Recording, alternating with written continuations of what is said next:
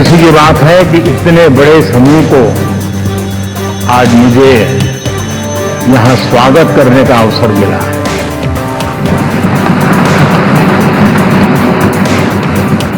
जो साथी विजयी होकर के आए हैं वे सभी अभिनंदन के अधिकारी हैं।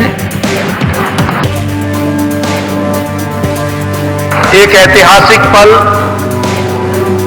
और ये एक ऐतिहासिक घड़ी जिसका हम सबको इंतजार था, वह घड़ी आ गई है। अपने आदरणीय प्रधानमंत्री और नेता का चयन हम सब करने वाले हैं।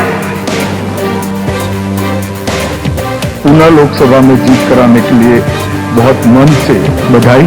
श्रीमान नरेंद्र मोदी जी के नाम का प्रस्ताव रखा है, इसका मैं मन से समर्थन करता हूं। पिछले 10 सालों में हमारे आदरणीय प्रधानमंत्री जी ने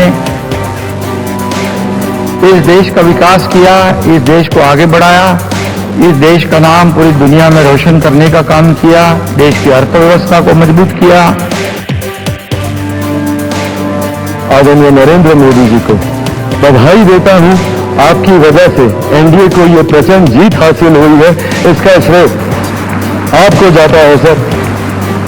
आप ही में वो इच्छा शक्ति थी कि जिसने इतिहास में इस तरीके की प्रचंड जीत को दर्ज कराने का काम किया।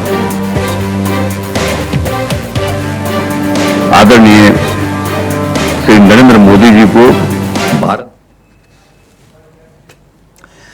तो एनडीए कह रहा है कि हम साथ साथ हैं, पीएम मोदी कह रहे हैं हम साथ साथ हैं।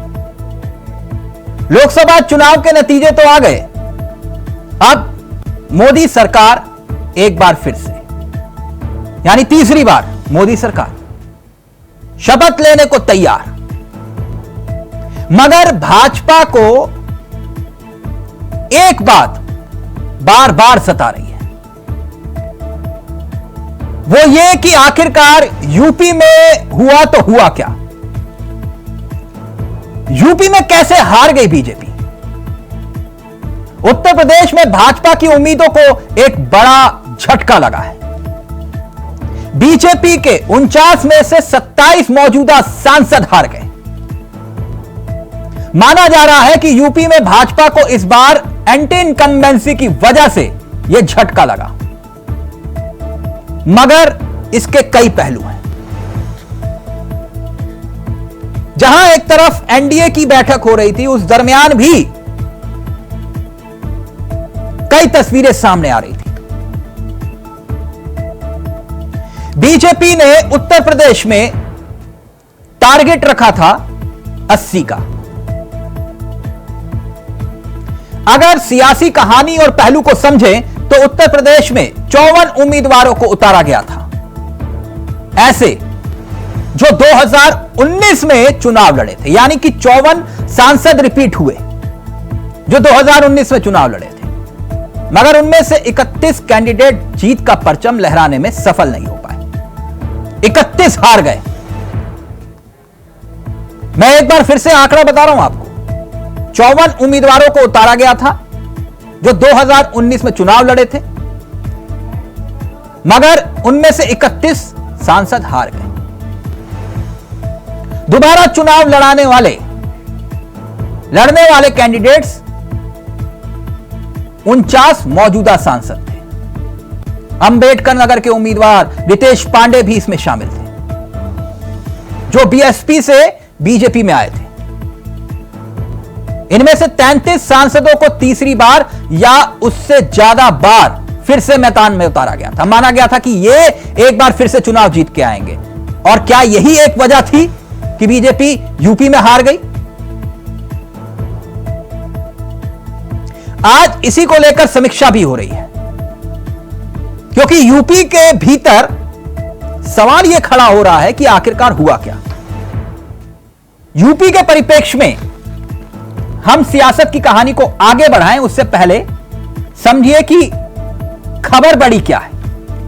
बड़ी खबर सीधे तौर पर यह है कि नरेंद्र मोदी संसदीय दल के नेता चुने गए हैं, एनडीए संसदीय दल के। राष्ट्रपति से मुलाकात करके सरकार बनाने का दावा पेश कर चुके हैं। राष्ट्रपति ने नई सरकार बनाने का न्योता दे दिया है। यह एक प्रक्रिया है और अब 9 जून को पीएम पद की शपथ लेंगे। तारीख, लेकिन अब आते हैं उसी उत्तर प्रदेश के मसले पर जिसमें कई सियासी कहानियां छिपी हैं, जिसने बीजेपी को बेचैन किया हुआ है कि आखिरकार हुआ तो हुआ क्या और इसकी जिम्मेदारी किसकी। दरअसल यूपी में 7 केंद्रीय मंत्रियों की हार हुई है। 7। बड़ा चेहरा स्मृति ईरानी, अमेठी से हार का अंतर देखिए। इसके बाद लखीमपुर खीरी, अजय मिश्र टैनी, हार का अंतर। तो ये बड़े चेहरे हार रहे थे। संजीव बालियान अगला नंबर आता है, मुजफ्फरनगर से चुनाव हार गए। मुजफ्फरनगर में भी भीतर घात के आरोप लग रहे हैं। साध्वी निरंजन ज्योति फतेहपुर हार गए। महेंद्रनाथ पांडे चंदौली चुनाव हार गए। इसके बाद नंबर आता है भानु प्रताप वर्मा का, जालौन से यह भी चुनाव हार गए। कौशल किशोर बड़ा चेहरा मोहनलालगंज चुनाव हार गए। यह एक बड़ा सियासी नजरिया है उत्तर प्रदेश की सियासत का, जहां पर 7 केंद्रीय मंत्री चुनाव हार गए। तो आज इसी मुद्दे पर चर्चा करेंगे। हमारे साथ जुड़ेंगे मेहमान और समझेंगे सियासत की कहानी कहती क्या है। हम साथ हैं, लेकिन यूपी में क्या है, कुछ बयान और फिर सीधा रुख कर रहे हैं अपने मेहमानों की तरफ। इसी की बात है कि इतने बड़े समूह को आज मुझे यहां स्वागत करने का अवसर मिला है।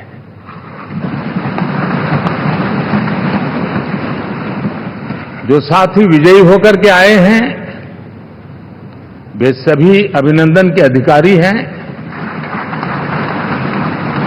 लेकिन जिन लाखों कार्यकर्ताओं ने दिन रात परिश्रम किया है, न उन्होंने दिन देखा न रात देखी, और इतनी भयंकर गर्मी में हर दल के कार्यकर्ता ने जो पुरुषार्थ किया है, परिश्रम किया है, मैं आज संविधान सदन के इस सेंट्रल हॉल से सर झुका करके उनको प्रणाम करता हूं। एक ऐतिहासिक पल और ये एक ऐतिहासिक घड़ी जिसका हम सबको इंतजार था, वह घड़ी आ गई है और हम सब लोगों ने तीसरी बार लगातार हमारे एनडीए के गठबंधन के नेता के रूप में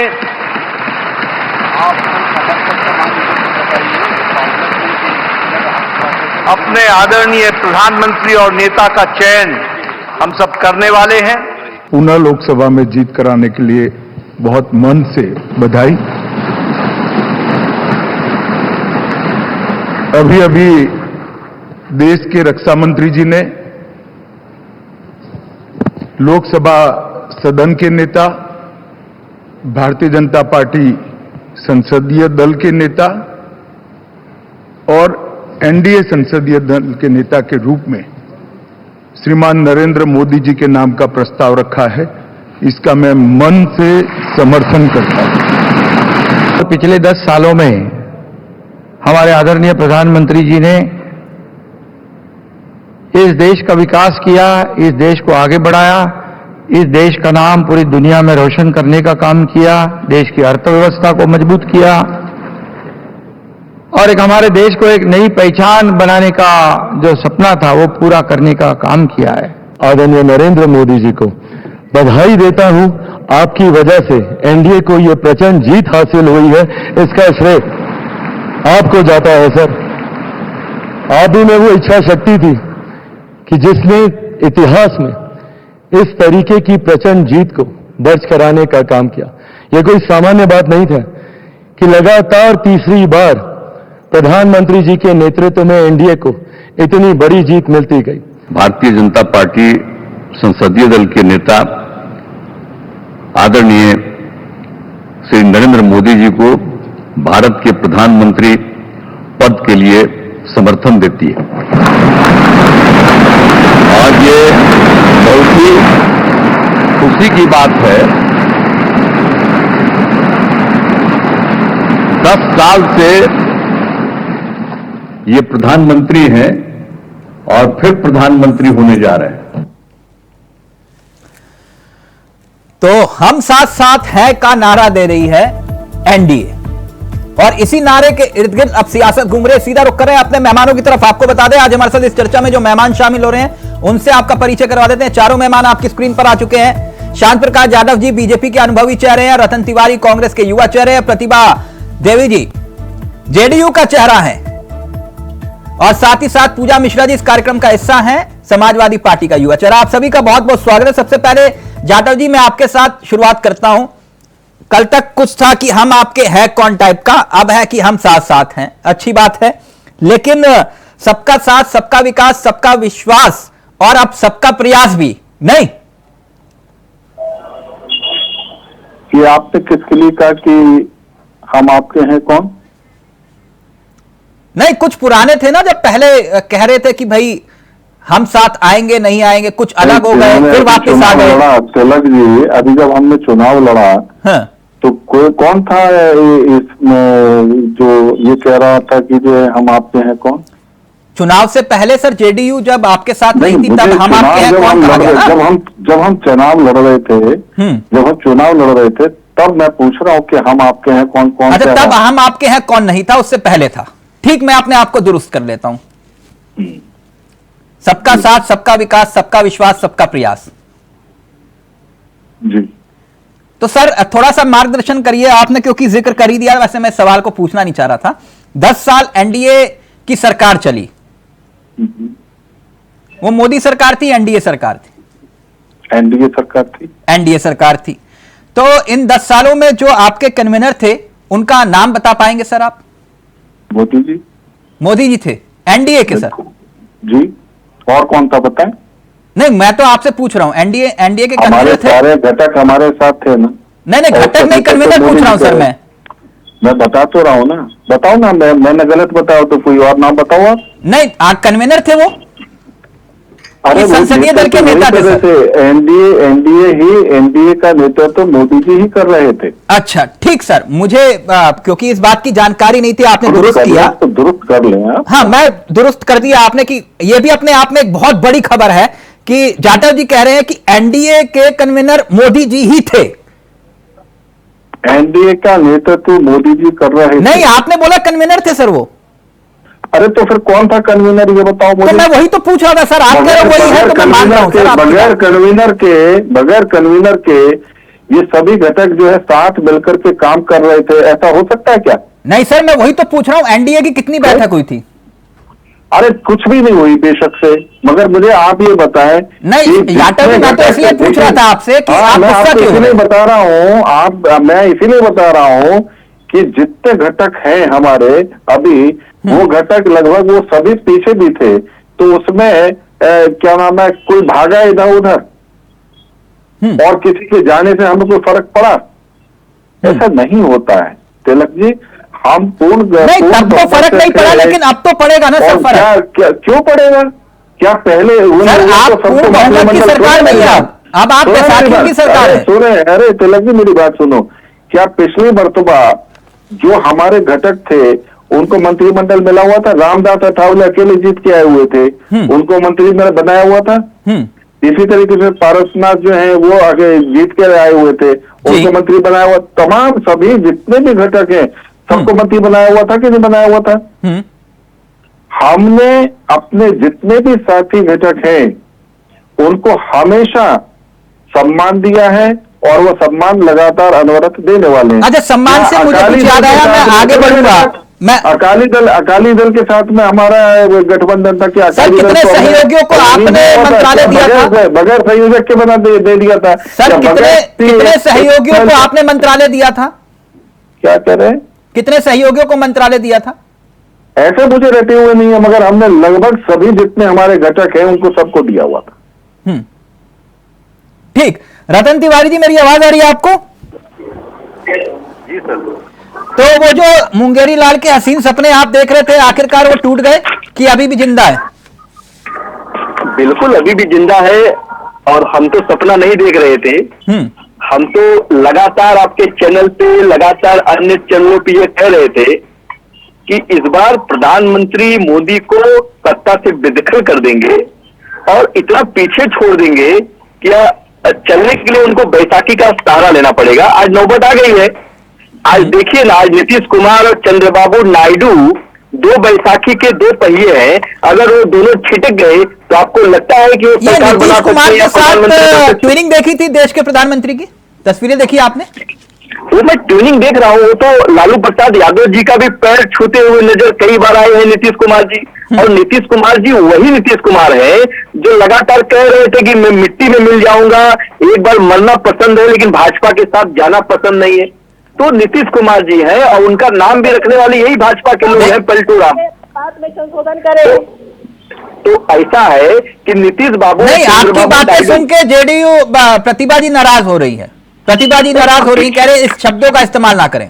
कभी कभी देखिए, ये शब्द तो हम नहीं कह रहे हैं, ये शब्द तो भाजपा के लोग कह रहे थे। और इनके ही भाजपा के प्रदेश अध्यक्ष जो बिहार के प्रदेश अध्यक्ष हैं, उन्होंने तो मुरेठा बांध लिया है, और मुरेठा तब छोड़ेंगे जब नीतीश कुमार को सीएम के कुर्सी से हटा देंगे। तो ये भाजपा और जेडीयू का अंतर विषय है, वो अंदरूनी मामला है, उन लोग देखे। लेकिन तिवारी जी, अब तो मामला जो है आप लोगों के हाथ से निकल गया ना। अब तो ये विपक्ष में बैठना है 5 साल आपको। तिलक जी, विपक्ष में हम बैठेंगे, और मजबूत विपक्ष जनता ने सौंपा है। मैं तो 2 महीने की बात हमेशा कहूंगा, और 2 महीना अभी भी कह रहा हूं, मात्र 2 महीने में नई सरकार आपको देखने को मिलेगी। नई सरकार 2 महीने में नई सरकार देखने को मिलेगी। 2 महीने के बाद यही नीतीश कुमार, चंद्रबाबू मुंगेरी लाल जी, ये बताएं, ये जो आपने जनता को हसीन सपने दिखाए, इसका क्या हुआ? ये पैसा कब देने वाले हैं? 1 तारीख से खटाखट देना है। सरकार बनने दी गारंटी लेके आए ना, ये गारंटी देकर सरकार में आए हैं। वो प्रतिपक्ष बन रहे हैं ना, नेता प्रतिपक्ष, ये गारंटी कार्ड लेके जनता घूम रही है। हाँ। ये मैनिफेस्टो नहीं है, गारंटी कार्ड है। जो आपने कहा था 1 जुलाई से आपके अकाउंट में पैसा आएगा, खटाखट 1 जुलाई के बाद में ये जनता आपके साथ टकाटक करने वाली है। आपने जनता को जो है गुमराह करके जो वोट ले लिया है, उस पर बहुत ज्यादा उछले नहीं, झूठ बोल करके गाँव में बाजार गर्म करके, और आपने जनता को जो है ना जिस तरीके से गुमराह किया है, जनता आपके लिए एकदम फिटनेस की तैयारी करके बैठी हुई है। 2014 में एक मिनट रतन तिवारी जी, मैं आपके पास आऊं जरा। प्रतिभा जी और पूजा जी दोनों के पास मैं जाना चाहूंगा, लेकिन पहले प्रतिभा जी, ये यकीन नहीं कर पा रहे हैं अभी भी विपक्ष वाले। कह रहे हैं कि वो जो मीम्स चलती हैं सोशल मीडिया पर, वो राहुल गांधी कह रहे हैं नीतीश बाबू जा रहे हैं पलट टाइप का, वो कह रहे हैं कि पलटेंगे जरूर। अरे भाई, ये जिस तरह से फटाफट की बातें कर रहे थे ना, जनता ने जो झटाझट वापस भेज दिया, इनके सपनों को चकनाचूर कर दिया। ये मुंगेरी लाल के हसीन सपने देख रहे हैं। आज भी इन्हें विश्वास नहीं हो रहा, जिन्हें बहुमत नहीं मिली, जनता ने इन्हें नकार दिया। आज भी इनका दिल मानने को तैयार नहीं है। ये परिवारवादी लोग जिस तरह से कुर्सी के लिए लालायित है ना, इनका मन आज भी तिलक जी मानने को तैयार नहीं है। इन्हें सत्ता नहीं मिल रही है। आज भी ये सपने देख रहे हैं, जागते जागते सपने देखने वाले लोग हैं ये। और इन्होंने देश के लिए क्या काम किया? देश की जनता समझदार है, समझदार हो चुकी है। इन्होंने क्या किया देश के लिए? 60 वर्षों तक आपको सत्ता में रहने का मैंडेट मिला था, आपने क्या किया था देश की जनता के लिए? प्रतिभा जी, लेकिन आपने भी तो अभी सरकार बनी नहीं, अपनी मांगे रखना शुरू कर दिया, तो आप ब्लैकमेल क्यों कर रहे हैं सरकार को? नहीं तिलक जी, आपके नेता कह रहे हैं अग्निवीर योजना को वापस लो, क्यों? तिलक जी नहीं, वापस लो और समीक्षा करो, दोनों बातों में फर्क होता है। नहीं, क्यों समीक्षा की जाए आप बताइए ना। नहीं, बिल्कुल, चूंकि हमारी शुरू से या मांग रही है ये मतलब खत्म करो और समीक्षा करो, दोनों में अंतर होता है। नहीं तो समीक्षा की जरूरत क्यों है, आप बताइए तो सही। तिलक जी, आप मेरी बात सुन लीजिए। कल हमारे राष्ट्रीय प्रवक्ता हम केसी त्यागी जी ने कहा था कि इसकी समीक्षा होनी चाहिए। तो प्रतिभा जी, मैं वही तो पूछ रहा हूँ, समीक्षा क्यों होनी चाहिए, क्या क्यों, वजह क्या है? मैं बताती हूँ। यूथ नाराज, चूंकि इस योजना से होता क्या है ना, सरकार लोगों के हित में कुछ योजना बनाती है तो कहीं ना कहीं उसमें कुछ कमियां रह जाती हैं। सरकार तो सोच करके बनाती है कि चलो युवाओं को। आपके नेता और पार्टी के प्रवक्ता कह रहे थे कि जो यूथ है वो इससे नाराज है। हाँ, नहीं, वो देखने को मिला, वो चुनाव में देखने को मिला। तो इसी कारण से हमारे राष्ट्रीय प्रवक्ता आदरणीय श्री केसी त्यागी जी ने कहा कि इसकी समीक्षा होनी चाहिए। जाटव जी, नहीं होनी चाहिए, समीक्षा होनी चाहिए। तो ये बंद होने में फर्क होता है। नहीं, आपकी बात बिल्कुल सही है। समीक्षा और जो है कि योजना को बंद करें, इसमें फर्क होता है। और हमारे नेता, लेकिन समीक्षा की जरूरत क्यों महसूस हो रही है, इसमें भी फर्क नहीं होता। एक मिनट, श्याम प्रकाश जाटव जी, वो ये कह रहे हैं कि भैया युवाओं में रोष था, इस योजना की समीक्षा होनी चाहिए। समीक्षा होनी चाहिए। देखिए, कोई योजना अगर आई है तो जाहिर सी बात है उसमें समय के साथ साथ जो भी सुझाव होंगे, जो भी बेहतर करने के लिए जिस तरीके के सुझाव मिलेंगे, क्योंकि देखिए ऐसा नहीं होता कि एडमिसी के साथ में कोई भी कानून या कोई भी नियम या कोई भी व्यवस्था चलेगी। वहां पर जिस तरीके से अभी ये योजना शुरू नहीं, जाटव जी, कदम पीछे खींच लेंगे आप इनके कहने से। आप कदम पीछे खींच लेंगे इनके कहने से। नहीं, चावला जी, कदम पीछे खींचने की बात ही नहीं हुई है। हाँ, तो बात नहीं है ना सर। जो युद्ध, ये जो अग्निवीर के जो बच्चे जो गए हैं, हाँ, उनको जो भी चीज वहां पर महसूस हुई है उसमें सुधार करने की बात है, उसको सुधार कर दिया जाएगा। नहीं जाटव जी, आप जैसे कह रहे हैं इतना आसान भी नहीं है, लेकिन आपने चुनाव प्रचार के दौरान नहीं जाटव जी, जीएसटी सुने मेरी बात, जीएसटी जिस वक्त में लागू किया गया, एक पहले दिन जो नियम बना दिया गया वो आखिर तक नहीं चला, उसमें तमाम संशोधन किए। मैं आपसे सिर्फ बस एक बात जानना चाह रहा हूं, किए जाते रह सकते। नहीं, मैं आपसे एक बात जानना चाह रहा हूं, मैं पूजा जी के पास जा रहा हूं।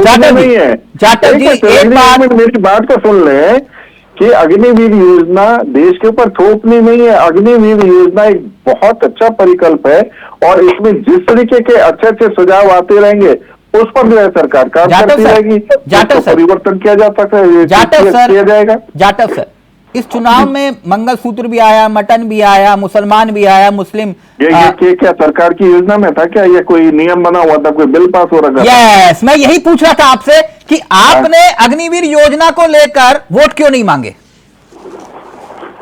हमने देश की डेवलपमेंट पर वोट मांगा जिसमें अग्निवीर योजना भी है। नहीं तो उस पर वोट नहीं मांगे ना सर आपने? पूरे देश में जहां पर सबसे ज्यादा अग्निवीर हिमाचल प्रदेश और उत्तराखंड से आते हैं अग्निवीर। सर वहां वोट प्रतिशत आपका घट गया, सीटें जीत गए। वहां दोनों राज्यों में आपका वोट प्रतिशत गिर गया। जहां 70% वोट मिले थे वहां 46% वोट पहुंच गए। 60% सीटें जीते हैं हम वहां पर।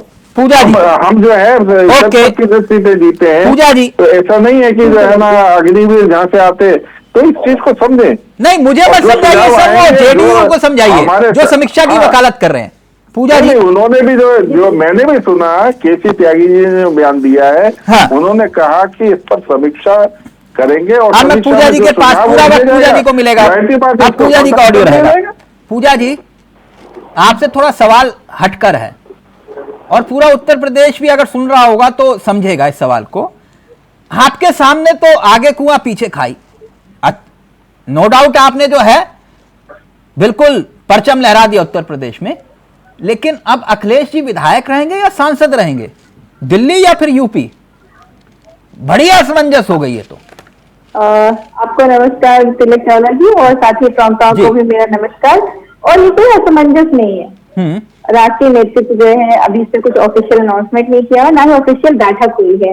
इस पे ऑफिशियल बैठक भी होगी और फिर डिसीजन जो राष्ट्रीय नेतृत्व लेंगे, अब संगठन लेगा कि माननीय राष्ट्रीय अध्यक्ष जी जो है संसद दिल्ली का रास्ता तय करेंगे या फिर जैसे और डिसीजन है, जो भी डिसीजन आएंगे वो जो है पार्टी हित में आएंगे और संगठन हित में आएंगे। नहीं, आपके कार्यकर्ता फोन करके कह रहे थे कि वो यूपी नहीं छोड़ेंगे नेताजी। हम भी तो कार्यकर्ता है समाजवादी पार्टी की। तो आप ही बता दीजिए। तो बता रहे हैं आपको, जो भी ऑफिशियल इस पर बैठक नहीं हुई है, ऑफिशियल बैठक होगी तो जो है माननीय राष्ट्रीय अध्यक्ष जी और संगठन से फैसला लेगा कि जो है माननीय राष्ट्रीय अध्यक्ष आगे क्या करेंगे, किस तरीके की रणनीति रहेगी। और ये कहना कि आगे कुआं पीछे खाई है, मुझे लगता है कि बहुत गलत सेंटेंस है। हमारे राष्ट्रीय नहीं, ये भी तो रिस्क ही है ना, आप नेता प्रतिपक्ष फिर चुनेंगे, फिर वो भी एक समस्या है। नहीं, तो समस्या कैसे रहेगी? संगठन जब जिसको डिसाइड करेगा उसको राष्ट्रीय अध्यक्ष डिसाइड करेंगे, हो रहे नेता प्रतिपक्ष। इसमें जो है कोई मतलब कंफ्यूजन ही नहीं है, मुझे लगता है इसमें कंफ्यूजन नहीं है। तो संगठन का कार्य, संगठन जो है कार्य करेगा, राष्ट्रीय नेतृत्व जो है नेतृत्व करते रहेंगे राष्ट्रीय नेतृत्व की। हाँ, और मैं दो तीन जो है सवालों के जो 2-3 बातें थी उनको जवाब दे देती हूँ। ये जो रतन तिवारी कह रहे हैं कि हमारे खिलाड़ी पुलाव नहीं थे और मुंगेरी लाल के हसीन सपने नहीं है और कुछ ना कुछ हो जाएगा 2 महीने के बाद, और प्रतिभा जी कह रही है सारे झुट्टे हैं, ये चल क्या रहा है? मैं जेडीयू की एक बात कहना चाहूंगी कि एक मुहावरा है तिलक चावला जी कि सूप तो सूप चलने ही बोले जिसमें 1000 थी, बस इतना ही। उसके आगे मैं ये बोलना चाहूंगी कि भाजपा के प्रवक्ता है जो है कांग्रेस का मैनिफेस्टो दिखा रहे थे अभी बैठ करके, हालांकि जो इंडिया अलायंस की सरकार नहीं बनी है, जनता ने हमें जनादेश दिया विपक्ष का, हम उसको एक्सेप्ट भी कर रहे हैं, पर यही अगर मैनिफेस्टो 2019 का ये उठा करके अपने नेताओं को दिखा देते तो शायद जो है 2-4-5 सीटें और बढ़ जाती। और अगर घटक दल की बात कर ली जाए, इनसे शायद चंद्रबाबू नायडू हो जिनको इन्होंने भेज दिया था। नीतीश जी की अगर बात करें तो मैंने पहले ही मुहावरा बोल दिया हुआ है। और उसके बाद अगर बात कर लीजिए अभी आरएलडी को, तो आरएलडी को हम नहीं, तो आप ये तस्वीरें नहीं देखी,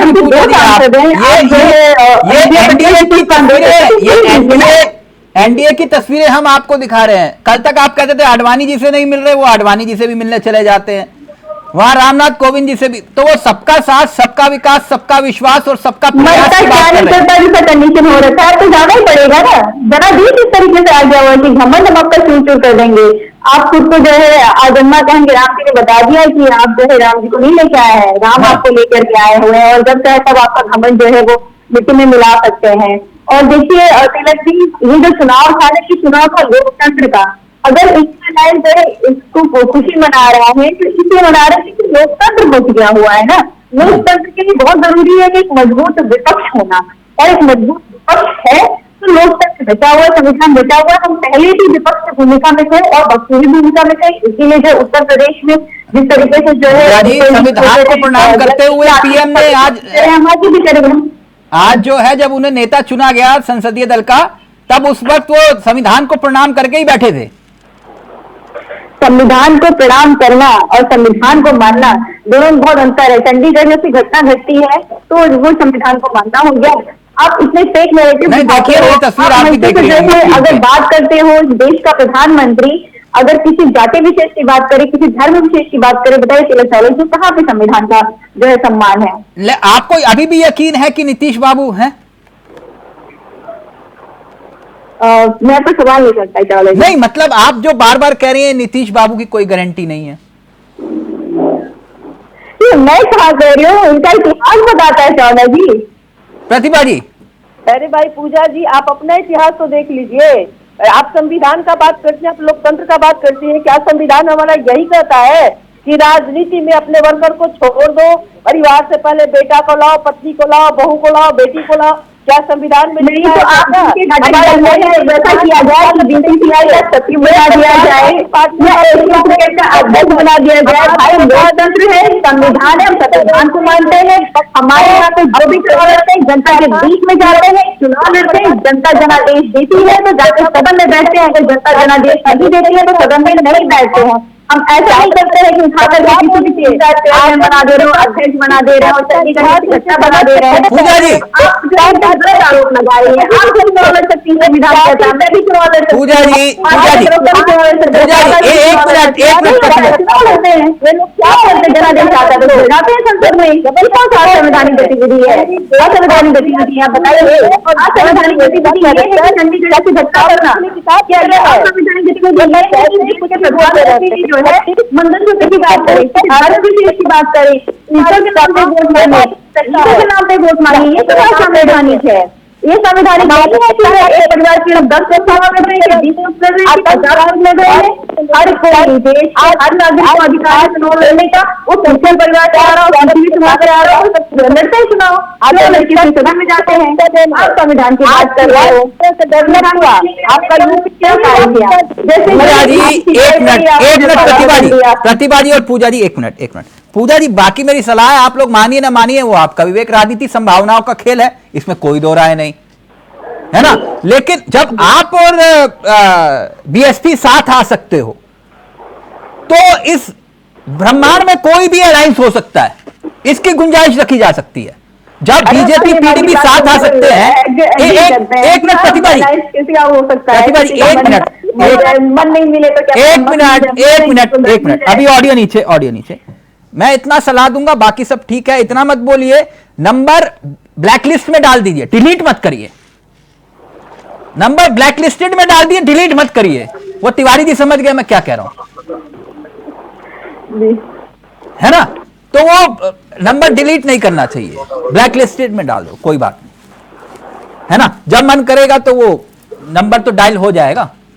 नहीं प्रतिभा जी, गलत सलाह तो नहीं दी ना मैंने। अब इतना ज्यादा क्रोधित हो रही है पूजा जी, युवा चेहरा है, अभी राजनीति को समझने में आपको वक्त लगेगा। ये सियासत है ना। लालू और नीतीश भी साथ है। बातें मुझे मैंने हमेशा बोला कि इसीलिए अच्छी लगती है, और आप जो बातें कहते हो बिल्कुल हमें समझ में भी आ रही होती है, और इसीलिए मुझे आपके डिबेट में वाकई अच्छा लगता है कि हाँ, समझ के समझना, समझो, समझना भी एक समझ है, समझ के जो ना समझे मेरी समझ में। खैर जाटा जी, मैं एक बात समझना चाह रहा था, थोड़ा ज्ञानवर्धन करिएगा। मैं दूसरे लोगों की तरह वो बहस वाला मेरा पैमाना नहीं है, हम चर्चा करके ही मामला निपटा देते हैं। जाटा जी एक बात बताइए, आपने हर मंच पे कहा और आपके नेताओं ने भी कहा कि जो राम को लाए हैं हम उनको लाएंगे, गाना भी बजाया खूब, लेकिन आप अयोध्या क्यों हार गए? मतलब कुछ तो आपने, अयोध्या में बीजेपी क्यों हार गई, क्या लगता है आपको जाटव जी? नहीं, ये क्या बात हुई कि हम अयोध्या क्यों हार गए? वहां की जनता ने जिसको मैंडेट दिया वो जीता, और वो देश का नागरिक है। वहां पर अगर हमारा प्रत्याशी हार गया, नहीं तिवारी, तो राम को लाना या राम को न लाने से क्या मतलब है? मैं बताऊं सर, जो हमने जिस विषय पर, सुन ले मेरी बात, जिस विषय पर हमने जो कोर्ट से डिसीजन हुआ, वहां पर हमने भव्य मंदिर बनवाया और सब काम किए। हाँ। और प्रभु राम की वजह से ही आज हम तीसरी बार फिर सरकार बना रहे हैं। आप अयोध्या हार गए, आपको हैरानी नहीं बन रहे हैं जाटव जी? मगर इसमें ये क्या बात हुई कि जो अयोध्या में जो है ना क्यों हार गए? अरे हम और जगहों पे तो जीते ना। हाँ। वो भी तो राम नगरी है, पूरा देश राम का, ये हमारी सांसें भी राम की हैं, तो इसमें राम, वो अयोध्या से क्या मतलब है? जो अयोध्या से जीते वो भी तो राम भक्त हैं। सर जाटव सर, आपको हैरानी नहीं हुई आप अयोध्या हार गए? मैं बस इतना पूछ रहा था। नहीं, क्यों होगी हैरानी? मैं बता देता हूं सर। हाँ बता। आप इजाजत दे तो? हाँ बिल्कुल। अयोध्या में, अयोध्या के क्षेत्र हैं कुल मिला के 9 सीटें। ठीक है, ठीक। मैं अपने सहयोगी से चाहूंगा अगर अयोध्या के ग्राफिक्स हैं वो हम दिखा पाए जाटव जी, ताकि आसानी से समझ पाएंगे कि इसके मतलब क्या है। वो कह रहे हैं कि इसका कोई मतलब नहीं है, हार गए तो हार गए, कोई बात नहीं, लेकिन इसका मतलब है। अयोध्या में बीजेपी क्यों हारी, यह एक सवाल खड़ा होता है, और इसी सवाल के इर्द गिर्द अयोध्या के कुछ आंकड़े भी हैं। उन आंकड़ों का अगर मैं जिक्र करूं तो अयोध्या में कुल मिलाकर 9 सीटें आती हैं। ठीक जाटा सर, गलत बोलूंगा तो करेक्ट करिएगा। अयोध्या क्षेत्र में 9 कुल सीटें आती हैं। फैजाबाद समाजवादी पार्टी के अयोध्या प्रसाद चुनाव जीतते हैं। अंबेडकर नगर सपा के लालजी वर्मा चुनाव जीतते हैं। बाराबंकी कांग्रेस के तनुज पुनिया चुनाव जीतते हैं। अमेठी कांग्रेस के किशोरी लाल चुनाव जीतते हैं। सुल्तानपुर सपा के रामबाबू निषाद चुनाव जीत जाते हैं। श्रावस्ती सपा के राम शिरोमणि चुनाव जीत जाते हैं। केसरगंज बीजेपी के करण भूषण चुनाव जीत जाते हैं। डुमरियागंज बीजेपी चुनाव जीतती है। बहरहाल बीजेपी चुनाव जीतती है। सर आप हार जाते हैं अयोध्या के क्षेत्रों में और आप कहते हैं कोई सामान्य घटना है? नहीं, देखिए, इसको मैं बिल्कुल सामान्य घटना के रूप में ही लूंगा। पिछली मर्तबा अमेठी से राहुल गांधी जी हार गए और इस बार वो जीत गए। तो जनता में हर तरीके से जनता है और जनता के बिल्कुल हर चीज का हमें ख्याल रखना है। हाँ। जनता को नहीं समझ में आया, वहां के आवाम को समझ नहीं आया, उन्होंने जो है ना दूसरे पक्ष को दे दिया। उसमें क्या फर्क पड़ता है? तो कोई फर्क नहीं पड़ता आपको? नहीं, हमेशा जनता का मन जो है वो अपने तरीके से चलता है। तो अयोध्या में हार का कोई गम नहीं है, मिलना चाहिए। अयोध्या में हार का कोई गम नहीं है आपको? देखिए, हम जनता के मैंडेट का सम्मान करते हैं, गम से काम नहीं चलेगा। हाँ। हमें तो चुनाव, हम तो 2 सीट से शुरू हुए, आज हम 240-42 सीटों पर हैं। मैं तो कह रहा हूं कि जो यूपीए 1 बना था 146 सीट पर बना था। हाँ। यूपीए 2 बना था 206 सीट पर बना था। हाँ। हम तो 240 सीटों पर हैं। यानी आपके विधायक हम जो है पूरी तरीके से अपने काम को लेकर के, डेवलपमेंट के काम अयोध्या को में लेकर ठंडा के प्रमुख बनाया था कि नहीं? सब जगह बना, सब जगह बना है, ठीक। बिल्कुल, अच्छा, हर जगह बना। अच्छा, मैं क्योंकि टीटू जी भी आ गए, मैं उनके पास जाऊं, मेरे फेवरेट भी हैं, लेकिन मैं एक बात जानना चाह रहा था आपसे जाटव जी। ये काशी में बीजेपी का प्लान क्यों फेल हुआ? आप कह रहे हो अयोध्या में तो हार गए, कोई गम नहीं है, लेकिन काशी में आपका प्लान क्यों फेल हुआ बीजेपी? काशी के अलावा हम प्रयागराज में भी हारे हैं, हम सीतापुर में भी हारे हैं, हम कई जगह हारे हैं। नहीं, तो काशी में क्यों हारे आप? क्या लगता है? ये क्या बात हुई? फिर वही बात, जनता ने वोट नहीं दिया, हम इसलिए हारे हैं। नहीं, काशी में आपका जो प्लान था बीजेपी का कि हम 5 लाख जो ऐतिहासिक वोटों से चुनाव जीतेंगे, वहां क्यों हार गए? मतलब क्यों आप जो है वो टारगेट? काशी तो हम जीते हैं, ये जो मोदी जी जीते हैं वहां पर। हाँ, काशी जीते हैं, मैं कह तो रहा हूं सर, लेकिन जो आपका टारगेट था उस टारगेट से बहुत पीछे रह गए ना आप। फिर वही बात, जनता ने वोट देना है और जनता को जो उसके मन में आएगा वो चल रही है। और दूसरा, जिस तरीके से कांग्रेस ने और समाजवादी पार्टी ने ये जो झूठा गारंटी कार्ड निकाला, सर उस गारंटी कार्ड पर जवाब देंगे, लेकिन एक मिनट इसके कारण से भी जनता गुमराह हुई है। और आज वो सब जो है ना भाजपा काशी में जनता गुमराह हो गई। काशी में जो है वोट का जो आपका प्लान था बीजेपी का कि सबसे बड़ी जीत हासिल करेंगे हम काशी से, लेकिन वहां पर वाराणसी में मैं देख रहा था बीजेपी के 8 विधायक बीजेपी के, आप चेक करिएगा, मैं गलत होऊंगा करेक्ट करिएगा, वाराणसी में ही अकेले बीजेपी के 8 विधायक हैं, 3 मंत्री हैं, 3 एमएलसी हैं और पार्टी के एक मेयर भी सत्ता पर काबिज हैं। और आपके तमाम बड़े नेता रोज ट्विटर पर फोन बताते थे हमें, ट्विटर पर रोज फोटो डालते थे कि कह रहे घर घर तक हम घुस गए और चार्टर्ड प्लेन ऐसे उतर रहे थे कि जैसे पूछिए मत। तो वहां मैं पूछ रहा हूं आपसे कि क्या हो गया, क्यों प्लान फेल हो गया आपका वाराणसी? जनता का मिजाज होता है, जिस तरीके से उड़ीसा में हम 21 में से 19 सीटें जीत करके आए, वहां भी जनता का मिजाज था, जिसने जो है ना। सर एक छोटा सा सवाल, फिर मैं टीटू जी के पास जा रहा हूं, फिर मैं पूरा वक्त दूंगा, फिर अपना फाइनल कमेंट आप करूंगा। एक छोटा सा, क्या मेरा थोड़ा ज्ञानवर्धन कर पाएंगे? वाराणसी में 5 साल में कोई सांसद प्रतिनिधि था? मुझे इस चीज की जानकारी नहीं है, ये तो वाराणसी की टीम से पूछना पड़ेगा। सर पूछ लीजिए, फोनो फ्रेंड की सुविधा उपलब्ध है, फोनो फ्रेंड की सुविधा उपलब्ध है मेरे कार्यक्रम में।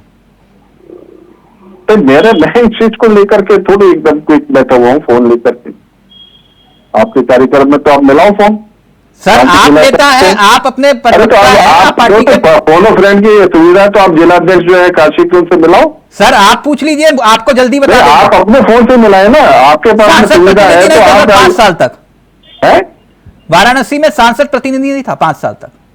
ठीक है, था या नहीं था मुझे मालूम नहीं है। वैसे बगैर सांसद प्रतिनिधि के तो कोई सांसद का क्षेत्र नहीं चलता है। मैं टीटू नहीं उसकी जगह कौन कर रहा था काम? सर आप बताएंगे ना? नहीं तो बिल्कुल, मतलब जो है मोदी जी का जो बिहाफ ऑफ मोदी जी जो प्रधानमंत्री हैं, उनकी जगह पर कोई ना कोई तो काम देख रहा है। मैं वही उसी व्यक्ति का नाम पूछ रहा था, सांसद प्रतिनिधि कौन है मुझे ये मालूम नहीं है। वो अगर आपको मालूम करना, फोन फ्रेंड आपके पास में, आप फोन मिला लो। सर मैं तो आपको सुविधा उपलब्ध करवा सकता हूं। मुझे तो अपने लोकसभा कंस्टिट्यूएंसी का भी नहीं पता अच्छा, ये जो आप प्रश्न कर रहे हैं, हाँ। या आपको पता है आपके सांसद प्रतिनिधि आप जिस क्षेत्र में रहते हैं कौन है? नहीं, ये जानकारी अगर मुझे इतना पता है कि मेरे क्षेत्र में कौन रिपोर्टर ये है, ऐसे प्रश्न जो है मुझे ये मालूम है कि मेरे ऑफिस में कितने रिपोर्टर हैं और कौन कहाँ रिपोर्टर है। मेरी जानकारी सांसद प्रतिनिधि थोड़ी ना है सर। अरे ये चीज तो निकाल क्या रहे हैं, सांसद प्रतिनिधि कौन है, उसका नाम बताएं, फोन ऑफ फ्रेंड ले लें। ये देखिए, आप ठीक है, आप मतलब क्या कहना चाह रहे हैं? सर मैं तो इतना ही कहना चाह रहा हूँ, वहां पर जनता नहीं नाराज नहीं, आपके प्रश्न जो है मुझे समझ नहीं आ रहे। अच्छा ठीक है सर, आपको नहीं आ रहे प्रश्न समझ, तो अब मैं उससे ज्यादा क्या कर सकता हूँ। मैंने तो आज तक नहीं सुना कि सांसद प्रतिनिधि का नाम क्या है। आपने कहा बहुत देर से वेट कर रहे हैं, आपके सहयोगी हैं आप वो। नहीं टीटू जी बहुत अच्छा बोलते, सुन लीजिए। टीटू जी कैसे आप? मैं ठीक हूँ भाई। टीटू सर हुड़ता बल्ले बल्ले हो गई जी? नहीं, हम तो बल्ले बल्ले पे रहते हैं। हम लोग जो बिना स्वार्थ की राजनीति करने वाले, वो सावन हरो ना भादो सीखो, हम तो हमेशा फर्क है। हाँ, लेकिन ठीक थी। लेकिन एक मसला और भी था टीटू जी, बताइए। मैं एक तस्वीर दिखाना चाह रहा था, अगर आपकी इजाजत हो। ये बताओ। आप ही के एक साथी हैं, उन्होंने मुझे भेज दी, राष्ट्रीय लोकदल के कार्यकर्ता हैं, जयंत चौधरी जी की तस्वीर है। अगर मैं अपने सहयोगी से चाहूंगा अगर वो दिखा पाए, जयंत चौधरी जी की ये तस्वीर टीटू जी दिखाई दे रही है आपको? हाँ बताइए। ये तस्वीर जो है बहुत चर्चा का विषय बनी हुई है। क्या जयंत जी को एनडीए के मंच पर जगह नहीं मिली? देखो चावला साहब, आप पत्रकार हैं और आप तो बाल की खाल निकालते हैं। अच्छा, हो सकता है कि जब मंच पे जो भी व्यवस्था बनाई गई हो, जयंत चौधरी जी किसी वजह से किसी कारण से लेट पहुंचे हो, पहली बात। अच्छा, लेट आप सुनो, आप पूछने का जवाब दे रहे हैं। हाँ। ये तो फर्स्ट एंड लास्ट नहीं था। आपने परसों में तस्वीर देखी होगी, जब जो मैं आपको व्हाट्सएप करता हूँ, जब जयंत चौधरी जी के कंधे पे हाथ रखते मोदी जी बात कर रहे थे, और आपको मीटिंगों के दौरान भी वो दृश्य और वो वक्तव्य याद होंगे जब मोदी जी ने यह कहा था कि जयंत चौधरी मेरा छोटा भाई है। अगर नहीं है तो रिकॉर्डिंग में भेजता हूं। नहीं, मुझे याद है सर, मुझे याद है। आप छोटा भाई? अच्छा मुझे बताओ, कितने लोगों को मोदी जी छोटा भाई बोलते हैं? अच्छा, मैं वही बात पूछना चाह रहा था कि वो सांसदों के बीच थे, लेकिन जो एनडीए का मंच सजा था जहां पर तमाम बड़े नेता वहां पे मौजूद थे, लेकिन जयंत चौधरी सांसदों के बीच में बैठे हुए थे, उनको बोलने तक का मौका नहीं मिला। मैं बताता हूं आपको। देखो अभी फर्स्ट है, अभी सरकार की स्टार्टिंग है, 2 दिन बाद कैबिनेट सजने जा रही है। आप देखना, मेरे नेता को सम्मान मिलेगा, और मेरे नेता के कर्म है, हमारे को 2 सीट दी, और हमारे नेता ने 100% मेरे पार्टी के कार्यकर्ताओं ने 100% रिजल्ट दिया। नहीं, 100% रिजल्ट नहीं आया सर। कैसे नहीं आया? मुजफ्फरनगर क्यों हार गए आप? अरे भाई, हमारे को 2 सीट दी नहीं तो टीटू सर, आपका अपना वजूद है मुजफ्फरनगर, आप गारंटी है सर जीत की? अरे सर, चावला साहब, आप बात करो, फिर को बात का जवाब दे दो। मुजफ्फरनगर हार का कोई सारे कारण है। कई दफा हम सामने वाले, मैं बताता हूँ आपको, कई दफा सामने वाले को हम समझा पाते हैं, कई दफा क्योंकि बहुत ज्यादा अर्लियर है, अभी हमारे को एनडीए का हिस्सा बने हुए बहुत चंद दिन हुए हैं। क्योंकि चौधरी साहब वहां से चुनाव हारे थे और बलियाल साहब जी के सामने हारे थे। कई लोग क्यों हारे मुजफ्फरनगर? और आप मुझे मेरी बात तो सुनो, आपने मुझे अब लास्ट में टाइम दिया, मेरी बात कह लो। बड़े चौधरी साहब, स्वर्गीय चौधरी अजीत सिंह जी वहां से चुनाव हारे थे। कुछ लोग पार्टी में संगठन के नाते जुड़े होते हैं, पदों की वजह से जुड़े होते हैं, और कुछ लोग पारिवारिक रूप से परिवार से जुड़े होते हैं। चौधरी चरण सिंह जी और चौधरी अजीत सिंह जी के साथ लोगों के भावुक रिश्ते हैं। हो सकता है कि उनके मन में कोई ऐसी चीज रही हो, उनके मन में कोई ऐसी भावनाएं आई हो जो कि हम उनको उनकी भावनाओं को तक नहीं पहुंच पाए, और दूसरी बात है कि 10 साल लगातार सांसद रहने के बाद हर टर्म में विरोध कुछ न कुछ आ ही जाता है, एक बट नेचुरल है। नहीं तो क्या बात है, जो बात कही जा रही है कि भीतरघात हुआ मुजफ्फरनगर में, क्या ऐसा है कुछ? नहीं ना, भीतरघात कुछ नहीं हुआ। कुछ लोगों तो हम जो मन में नाराजगी लिए बैठे थे, जो भावुक तरीके से इस परिवार से जुड़े हुए थे, हम वहां तक उनको पहुंच गए और उनको ये नहीं समझा पाए। नहीं बीजेपी के घर के भीतर की बात कर रहा हूं मैं। नहीं, देखो उनका मुझे जानकारी नहीं है। हम तो जहाँ लगते हैं लॉयल तरीके से लगते हैं। वो संगीत सोनू के बयान और ये सब कुछ, देखो अंदर की बात तो देखो बीजेपी का काम है, पार्टी का काम है। हम तो अपने गठबंधन की और राष्ट्रीय लोकदल की जिम्मेदारी ले सकते हैं। हाँ। राष्ट्रीय लोकदल के कार्यकर्ताओं ने पूरी निष्ठा के साथ, आप देखिए अगर मन में कोई ऐसा भाव होता तो क्या जयंत चौधरी जी संजीव जी के मंच पे जाकर प्रचार करते? आप उनका विशाल हृदय नहीं देख रहे? जयंत चौधरी जी, नहीं मैं तो देख रहा हूँ जयंत चौधरी जी का विशाल हृदय, लेकिन मैं वही बात तो कह रहा था, वो तस्वीर देख के थोड़ा सा कहा जा रहा है कि भाई ये विपक्ष कह रहा है कि ये जाटों का जो है अपमान कर दिया। देखिए वो वहां सांसदों के बीच बैठे हैं जहां अनुप्रिया पटेल वो मंच पर है, मांझी जो है वो भी मंच पर है, लेकिन जो है जयंत चौधरी बताइए कि जहां मुख्य मंच है वहां से दूर वो सांसदों के बीच बैठे हुए हैं। ऐसा चावला जी, कल भी डिबेट होनी है, परसों भी होनी है, और आप मेरे पुराने साथी हैं, मैं आपके साथ हमेशा बैठने का मौका मिलता है मुझे।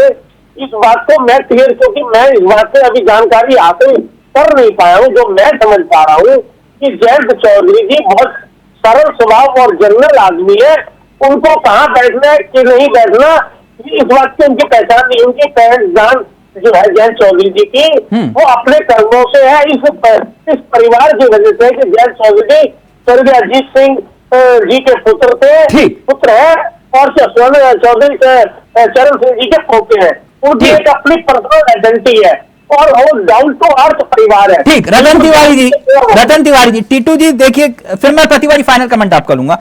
टीटू जी जो बात कह रहे हैं कि ये कोई फर्क नहीं पड़ता है, इंसान की पहचान उसके कर्मों से होती है, और अगर वो मंच पर नहीं है और दूसरी तरफ बैठे तो इसमें दिक्कत क्या है?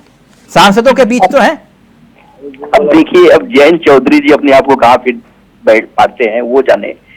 अगर एक सांसद वाली पार्टी अगर प्रधानमंत्री नरेंद्र मोदी के बगल में बैठता है तो 2 सीट वाला जयंत चौधरी आज जनता के बीच में सांसदों के बीच में बैठे हैं। तो उनकी जो वैल्यू है, उनकी वैल्यू को खुद नरेंद्र मोदी जी ने कहा दिया, वो खुद जाने, और इस विषय उनका अंतरून वो समझे। लेकिन हमारे मित्र एक जाटो साहब एक बात कर रहे थे, मैं बड़ा ध्यान से सुन रहा था कि गारंटी कार्ड कांग्रेस ने बांट दिया। अरे भाई साहब, आपने भी 2014 में 15 लाख की गारंटी दी थी। मतलब आपने भी जुमले दिए क्या रतन तिवारी, आप ये कह रहे हैं? भाई वही तो कह रहा हूँ। नहीं तो आप ये बात बोल रहे हैं कि उन्होंने जुमले दिए, तो आप भी जुमले दिए क्या? अगर एक ऐसा कार्ड दिया था तो दिखाओ ना, 2014 में 15 लाख की सरकार बनाने के बाद लिखा कहा था? आप तो लिखित में दे रहे थे, आपने कहा लिखा है 15 लाख? 15 लाख तो लिखा नहीं, लेकिन प्रधानमंत्री अपने मुंह से तो बोल रहे थे ना। अरे क्या बात कर रहे हैं, वो भी नहीं बोले, अभी झूठ के बुलंदे पर जीत करके आए, और ये जो फर्जी कागज बांट कर